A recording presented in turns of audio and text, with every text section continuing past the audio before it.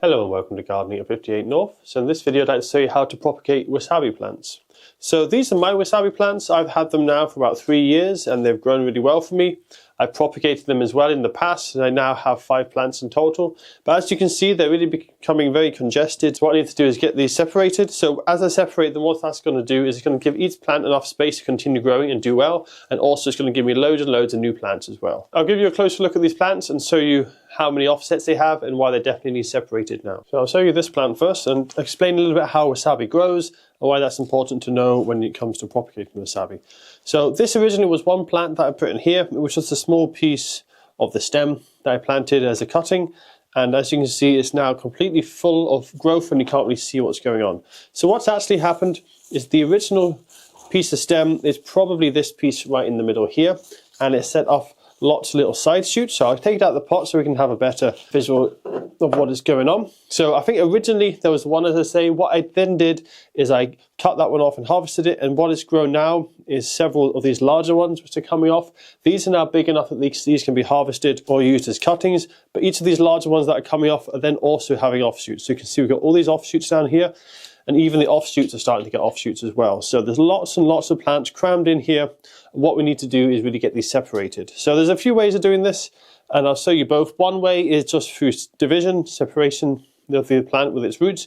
The other one is through cuttings. So we'll get started with this one, and we'll start with a bit of division. You can see here, we've got several young plants coming through. There's a few ways you can do this. If you have nice loose soil, what you can do is you can wash the soil off. That would make it a lot easier to separate these plants. And then you can get the roots nice and loose. I'm just going to pull them apart gently and use a knife as well to cut through some of the roots in the compost to make it easier for me to separate them. So it's good to work from the edge. What you can do is if you've got a large pot and you don't want to separate loads, you just want to make 1 or 2 clumps, you could just cut this in the middle with a spade like you would with other herbaceous perennials. But if you want to get lots and lots of propagation material, you might want to take them all individually. So that's what I'm doing here. So I'm just starting from the edge. I'm just going to loosen it up. So you can see there it's starting to come a bit loose. I'm just going to pull it away, and we've got there a little bit of stem. That's the most important piece to collect, is the main stem, but you also want to get some leaves and some roots if you can. Now when it comes to timing of when to do this, the best time I find is winter time. Wasabi, they love to be in leaf. So for example, right now it's the end of January, but they are still completely in leaf. For me, I never lose all my leaves on my wasabi. But this time of year, they've got lots of new fresh growth, and it's not long into the growing season. So once these are potted up, they will grow quite rapidly. I find wasabi for me grows really well in February and March, despite temperatures only being around 5 or 10 degrees for me. The cold temperatures is what they like, so they do best. And you can propagate them really any time of year, but the problem is later on in the spring, they've got a lot of leaves. It's hard to see what's going on. Middle of summer, they kind of go dormant for a while because it's too hot and dry. And then autumn time again, you often have quite a lot of leaves. So I like to do it now. Ideally, I would have done it probably December or early January. We've had a couple of warmer days recently and the leaves have really shot up. So I'm just going to go around. I'm just going to loosen these and then try and get some of these side bits out. So I'm just loosening the root system there, lifting up some of the leaves out the way. You can actually cut a lot of the leaves off. It wouldn't harm the plant too much, especially at this time of year. What wasabi plants do is they grow the leaves in the spring. They then don't grow many new leaves throughout the summer. They put all their energy into their stems, and that's where they store all their energy. So as long as you've got the stem, the rest of the plant isn't too important. So don't worry too much about damaging the leaves or damaging the roots. As long as you got that stem, that's the most important thing. So here we've got another nice offshoot. So what I'm going to do, because this is so congested, I can't really tease them apart. I'm just going to cut down here, either side of the stems. I'm just going to cut down and try and get that loosened, because a lot of the time these offshoots will come off from a main stem, so you need to actually cut that main stem to make it loose. Otherwise it's just one massive plant basically. So you can see here when I cut that with the knife, I cut through some of the sections where it was joining onto other areas. So this bit here is now loose. That's actually another offshoot, so that can be propagated. Even tiny little pieces like this can be propagated quite successfully. You can see that I've got a bit of root there and a shoot, so that's ideal. But even if I didn't have that, just planting a bit of stem, quite often you'll get a new plant from that. So I'm just going to go around my pot now. I'm just going to do this with the rest of it, get these separated, and we're going to get lots and lots of plants just from this one plant. Now the other way of doing this is through cuttings. So if you've got a much older stem, or you just given a piece of wasabi instead of having a plant to devise. You can do a cutting as well. So with this, I'm just going to cut it as a cutting to give you an example. So just going to cut this here with the knife. And now we have there our cutting. Because I'm propagating this one as a cutting, it's not going to have any roots on it, or minimal roots. You can see quite often with wasabi, it does grow new roots out of the side of its stem, and that's just an example of how well it does root. So you can cut these off, put them in the ground, and they'll root within a few weeks. They are very prolific at putting out new roots, so they're much quicker than most cuttings. Because this is a cutting and it doesn't have all those roots to sustain itself, what you need to do is reduce some of the leaves. If there's a lot of leaves on the plant, it's going to dry out before it can get its roots established. So what I'm going to do is just cut these leaves off back to where they join the stem. What this will do is it will be a lot less leaves for the plant to sustain, and then it will dry out a lot slower. So it won't have that shock and it won't have a risk of dying. So I'm just going to take off all the older leaves and just leave 2 or 3 of these leaves at the top.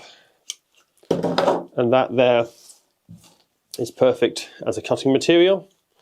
So I'll now show you how to pot these up and at the correct depth and what kind of compost to use as well. So I'm now going to get these plants potted up. So wasabi isn't too fussy when it comes to soil. As long as it's free draining and it holds plenty of moisture, they'll be happy.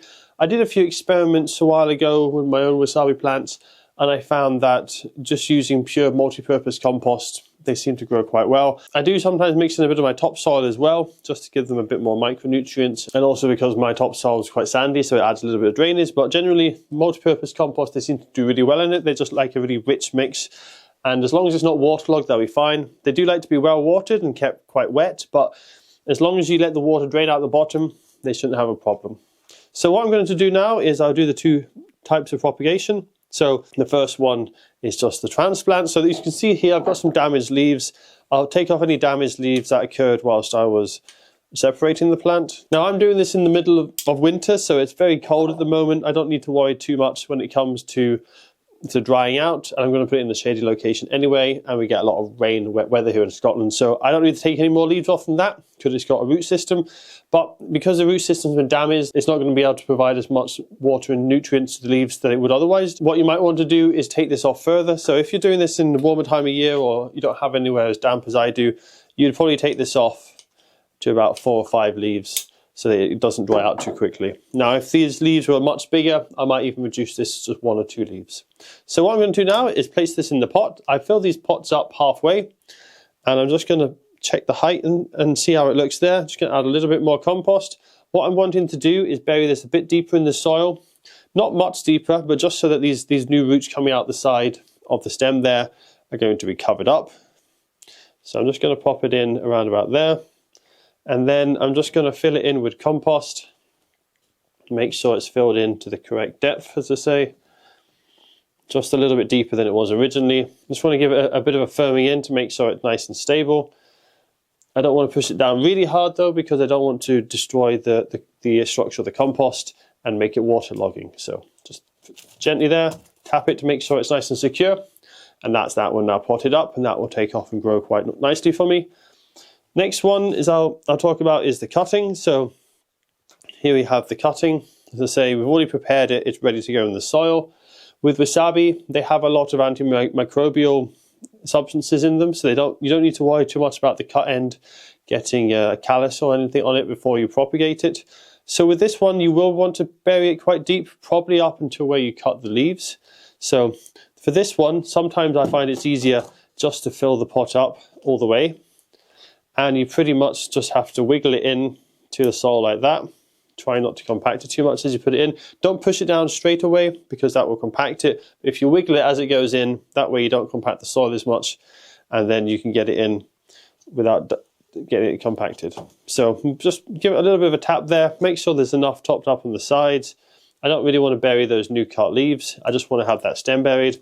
And that's all I need to do with that one, and that's it potted up. So now I'm just going to go ahead and I'm just going to get the rest of this pot here, and I'm just going to separate it, and I'll show you how many plants I'm able to get from this one individual pot. So that's everything now potted up. As you can see, I've got a lot more wasabi plants now. So I've got 26 small plants in these small 9cm pots, and I've got 4 of these larger plants as well in these 1 litre pots.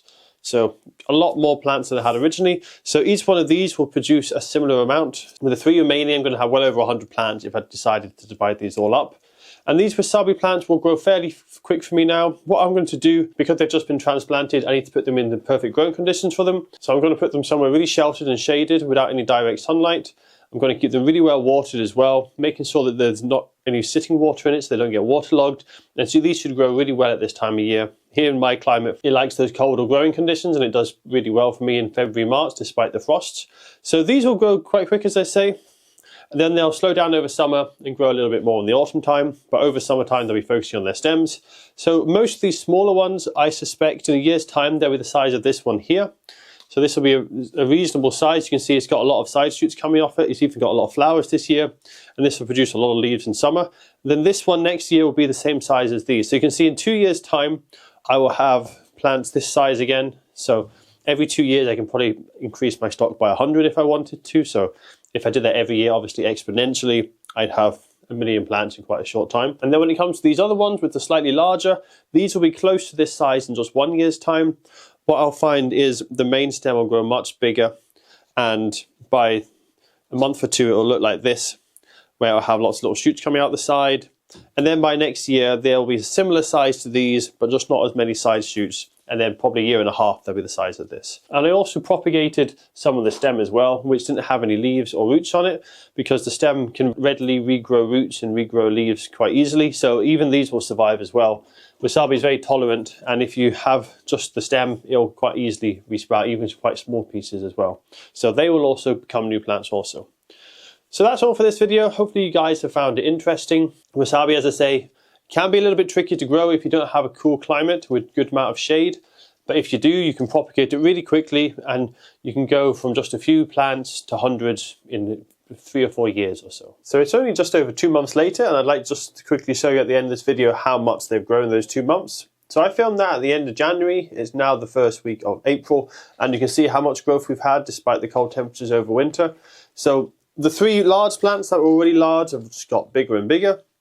And the slightly large and transplanted plants are already getting a good size. 1 or 2 of them are already starting to put up some tiny little baby plants as well. So they're growing really well. And all the very small divisions, they're also getting a good size already. So you can see there, we've already got a substantial young plant. And there was a few that were just roots and were really tiny. They didn't have any proper shoots. Those ones have started to shoot as well.